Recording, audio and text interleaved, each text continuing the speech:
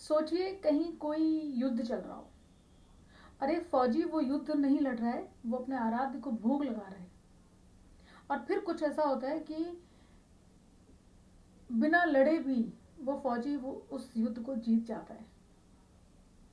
आज मैं आपको जिस संत के बारे में बताने जा रही हूँ वो हमारे 18वीं सदी के बहुत महान संत रहे हैं, बाबा श्री रघुनाथ दास जी, अयोध्या बड़ी छावनी से। इन्हें शंकर जी और हनुमान जी से बहुत गहरा प्रेम था। ये फौज में थे, लेकिन ये दिन भर रामायण का पाठ करते थे और प्रभु का नाम जाप करते थे। एक दिन एक युद्ध चल रहा था, चारों तरफ बहुत लड़ाई मार काट ये सब हो रहा था। तो एक फौजी आराम से शांति से बैठ के अपने प्रभु को भोग लगा रहा था। और तभी अचानक से जितनी भी तोपें थी, कैनन थे, सब अपने आप चलने लगी। एंड जो आसपास के लोग थे, जब युद्ध रुक गया, थम गया, जो आसपास के लोग थे वो रघुनाथ जी के पास गए और उनकी बहुत तारीफ करने लगे कि अरे मतलब आपने तो एक ही संग सारे तोपों में आग लगा दी। रघुनाथ दास जी ने बस वो अपने आराध्य की तरफ देख रहे थे और बोले नहीं, मैंने तो कुछ भी नहीं किया, मैं तो यहाँ बस बैठ के अपने प्रभु को भोग लगा रहा था। लेकिन लोग जो थे वो भाई उनकी तारीफ करते नहीं थकते थे। और बस उस पल के बाद उन्होंने अपनी नौकरी, अपना पद, अपना सांसारिक जीवन, वो सब कुछ छोड़ दिया। सिर्फ एक लोटा और अपनी एक लंगोटी लेके निकल पड़े। 3 साल तक वो गंगा जी के किनारे भ्रमण करते रहे।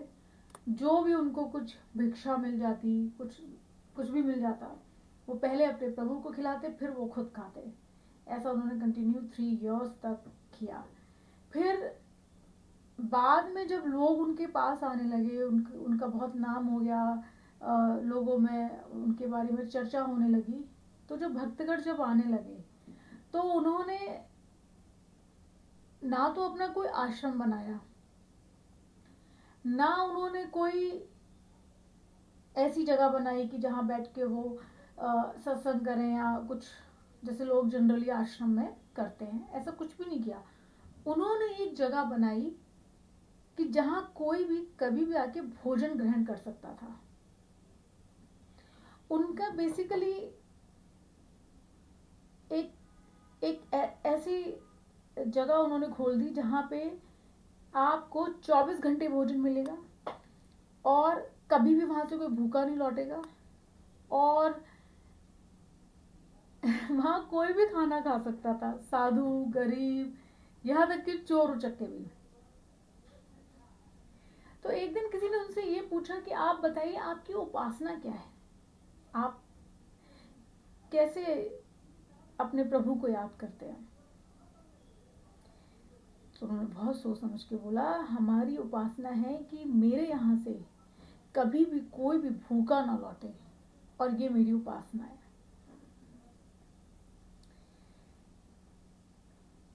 बेसिकली साधु संत हमेशा चमत्कार दिखाएं ये जरूरी नहीं होता।